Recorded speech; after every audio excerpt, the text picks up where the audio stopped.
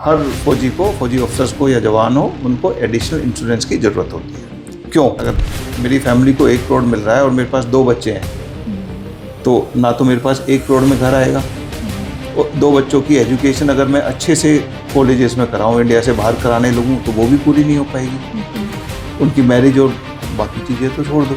तो क्या वो मेरी सारी लाइबिलिटीज़ या रिस्पॉन्सिबिलिटीज़ हैं, क्या उन पे वो पूरा उतर पाएगी? आंसर है नो। क्या इसका कोई फॉर्मूला है?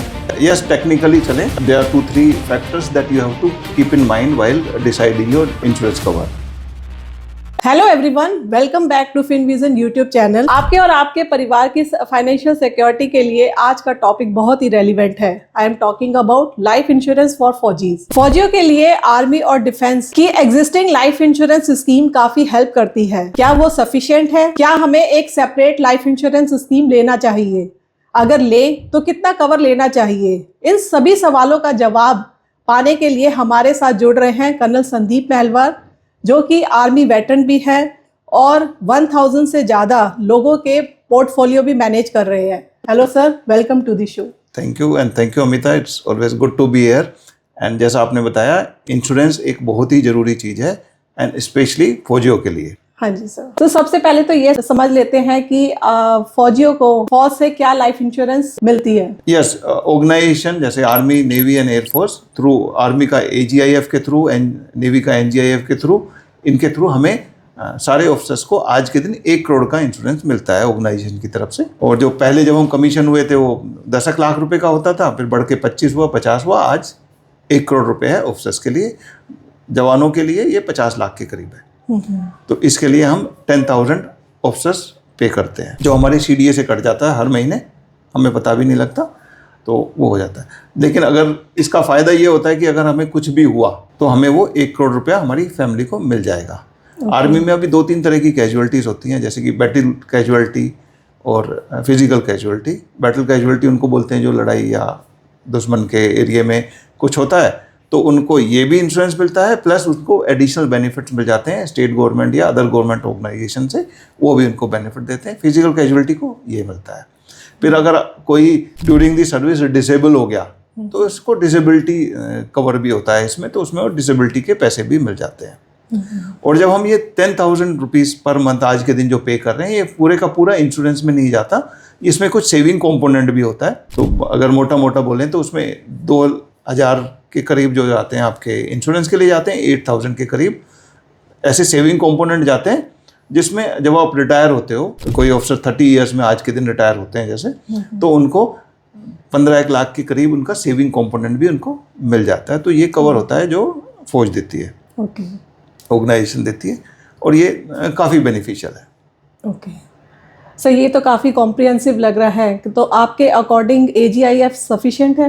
देखने में तो लगता है ये सफिशिएंट है, बट अगर हम टेक्निकली बात करें तो हर फौजी को, फौजी अफसर्स को या जवान हो, उनको एडिशनल इंश्योरेंस की ज़रूरत होती है। क्यों? देखो, जो हमारा 1 करोड़ का इंश्योरेंस है, इसका स्कोप लिमिटेड है। एक तो अमाउंट 1 ही करोड़ है, बिल्कुल, तो वो हो सकता है आज आपके लिए पूरी लग रही हो, बाद में पूरी ना हो, तो इन्फ्लेशन को कैटर नहीं करता। दूसरा, वो आपका ख़त्म हो जाता है जैसे ही आप यहाँ से रिटायर हो गए, तो इंश्योरेंस खत्म। लेकिन आपकी एक्टिव लाइफ या एक्टिव अर्निंग लाइफ तो उसके बाद भी चलेगी, बिल्कुल। तो वो दूसरा प्रॉब्लम ये है। दूसरा है, जो मेरा इस अमाउंट से मेरी फैमिली की सारी नीड्स कंप्लीट नहीं हो सकती। आज के दिन 1 करोड़ में अगर मेरी फैमिली को 1 करोड़ मिल रहा है और मेरे पास 2 बच्चे हैं, तो ना तो मेरे पास 1 करोड़ में घर आएगा, और 2 बच्चों की एजुकेशन अगर मैं अच्छे से कॉलेजेस में कराऊँ, इंडिया से बाहर कराने लगूँ, तो वो भी पूरी नहीं हो पाएगी।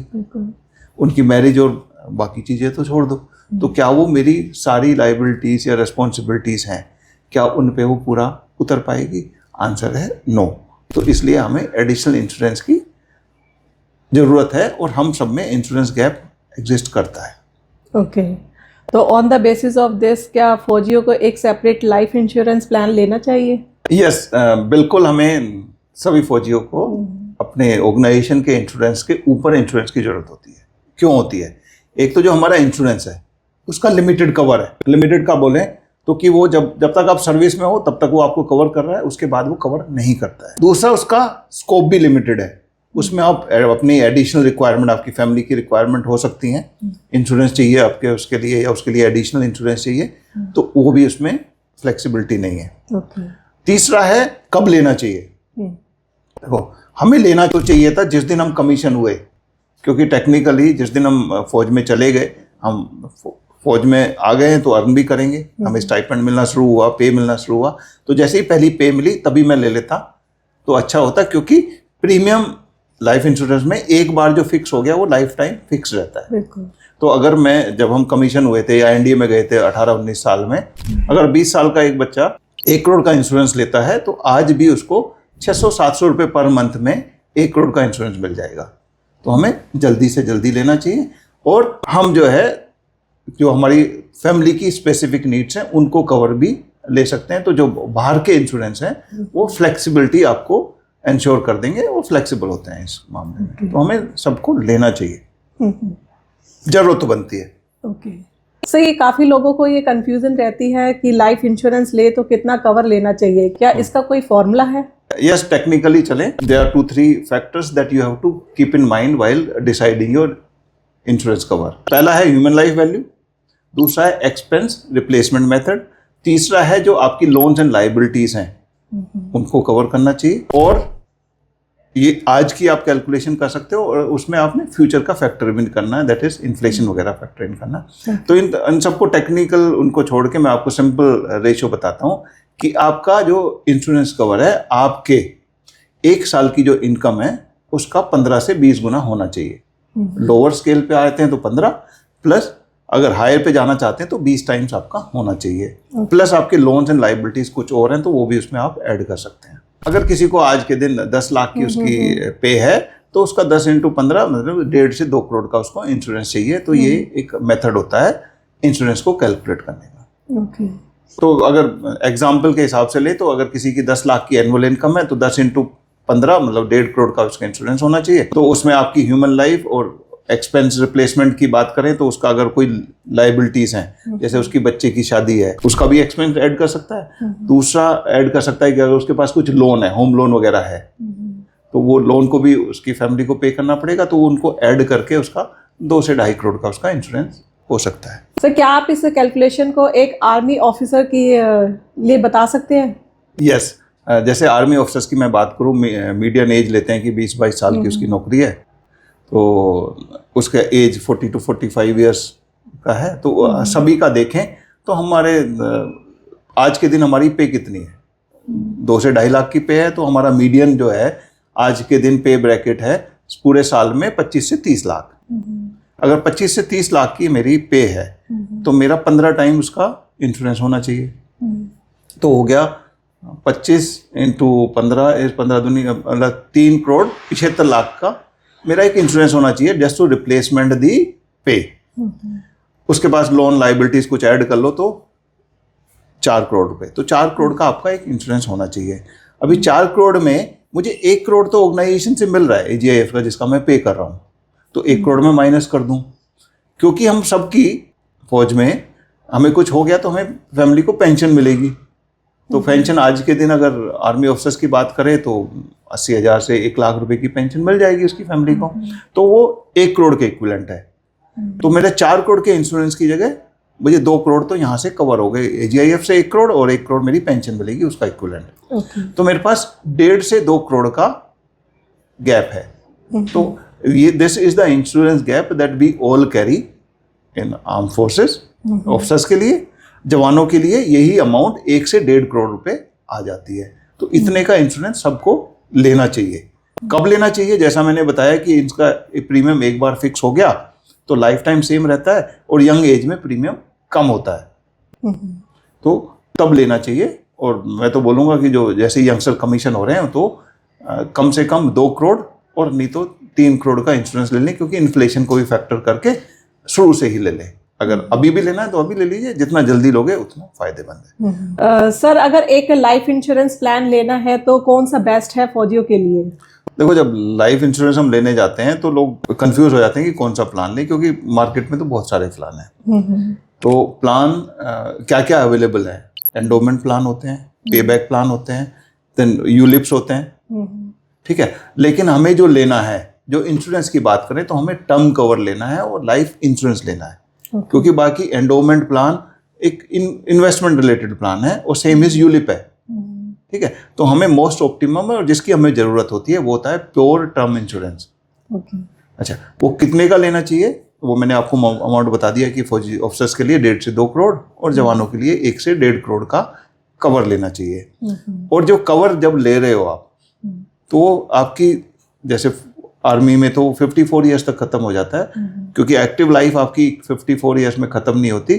तो मेरा कहना होगा, टेक्निकली बोले तो जब तक आप अर्न कर रहे हो तब तक होना चाहिए, वो 60 से 65 हो सकता है, लेकिन आप जब कवर लो तो 75 to 80 ईयर्स का कवर आप पहले ही दिन से ले लें और प्योर टर्म इंश्योरेंस लें।